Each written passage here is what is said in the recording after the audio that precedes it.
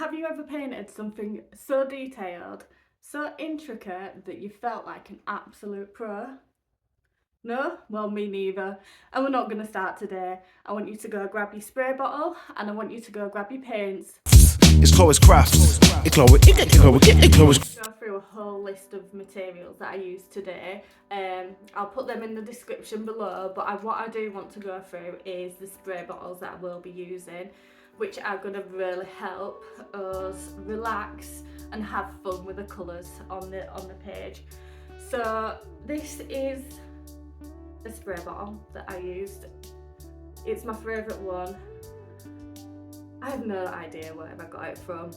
All I know is it used to contain essential oils. I washed it out, I reused it. It's got like a widespread spray. That's a professional term, widespread spray.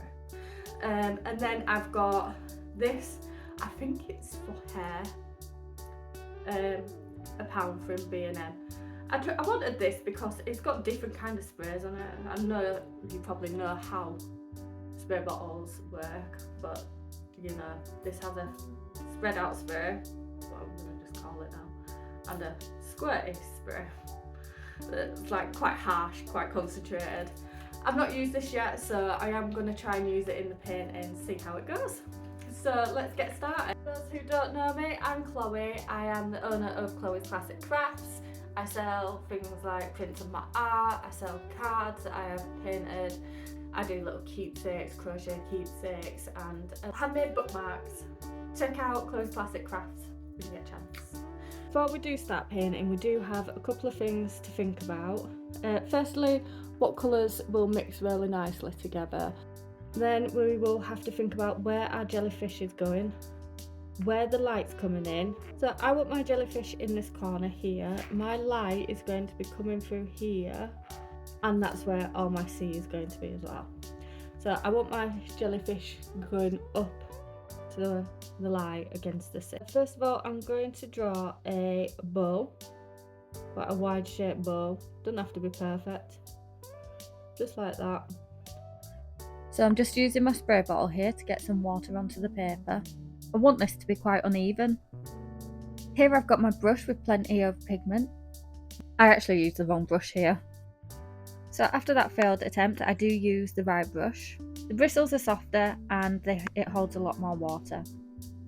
Here I've propped my board up and I use that other spray bottle. As it's harsher, you get more of a drippy effect.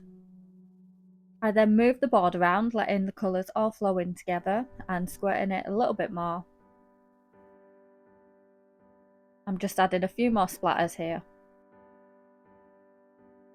Now, after that, I'm going to add the sea. It's a darker blue that I'm using. I'm using a wash brush because they're a little bit broader. They're actually really good for getting the paint down a lot quicker, and they are a lot more even with their application.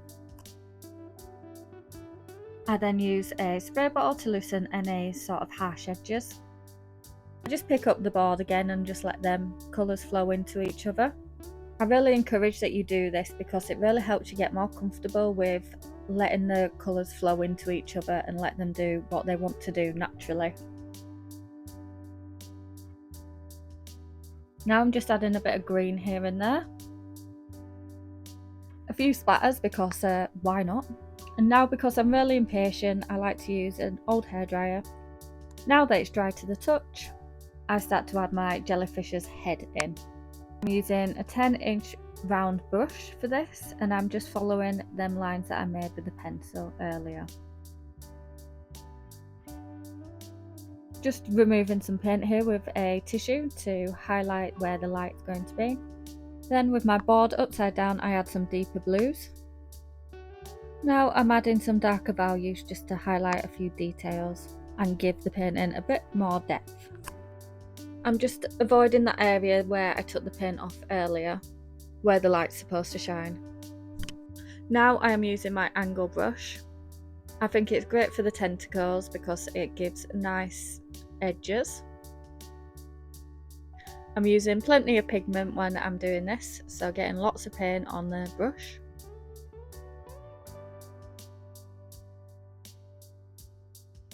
Once again, I go back with my trusty spray bottle and loosen any harsh edges.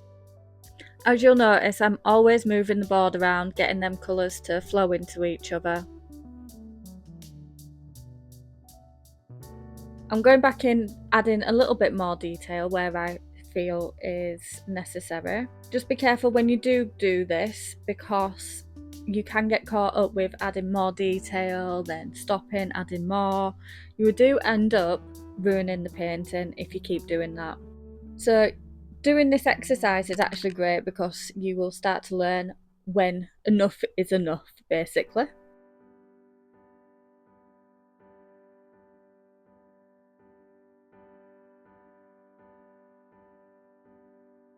Now that I'm happy with that, I am happy with the painting. I dry everything off with a hairdryer.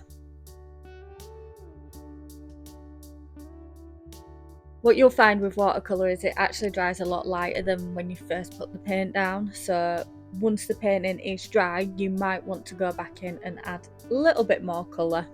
But like I said before, do not get caught up with this because you will drive yourself crazy.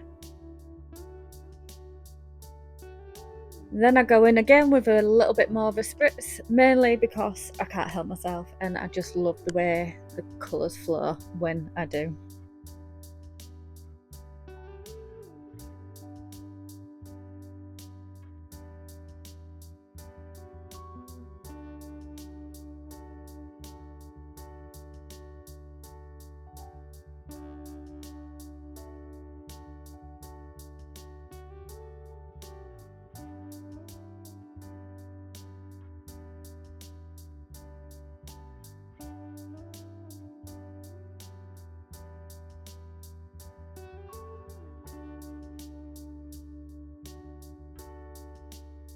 Now I'm using a clean damp brush just to take up any excess paint and help enhance them highlights. Now I'm just adding a bit more pigment and definition to the tentacles. Now that I'm completely happy with the painting and the definition and the deep dark colours, I'm going to go in with my ink. This is a 0.8 micron pen and I'm just outlining the jellyfish. I like to do some wiggly lines here and there, just to capture that movement of the jellyfish as if he was a real jellyfish. So it's totally up to you whether you want to use ink or not. I like it. I feel like it really finishes off my paintings. I don't put too much thought into where I put the ink, I just sort of go with the flow. Then I go in with some white ink just to enhance any highlights that I feel is necessary. Absolutely no rhyme or reason to this, just that I want to highlight certain areas of the jellyfish. You'll be able to know with your own jellyfish where you want to add any highlights. Then I finish off with a jelly roller and I just add lots of dots. This is to give the jellyfish a little bit of a sparkle. I really do enjoy doing this part. Once that's done, my jellyfish is finished. I will use my hairdryer just to remove that masking tape. Then when I've finished that, I will scan him in on my scanner. I use Canva just so that I don't lose any of that colour during the scanning process.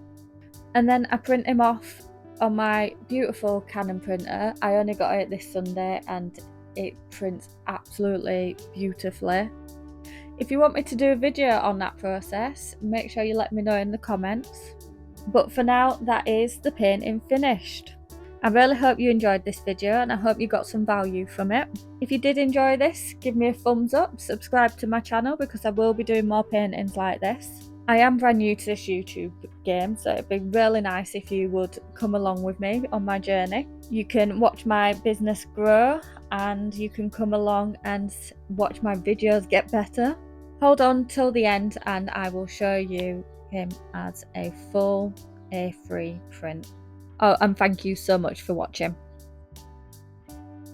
Crafts, it's clothes crafts, it's clothes crafts.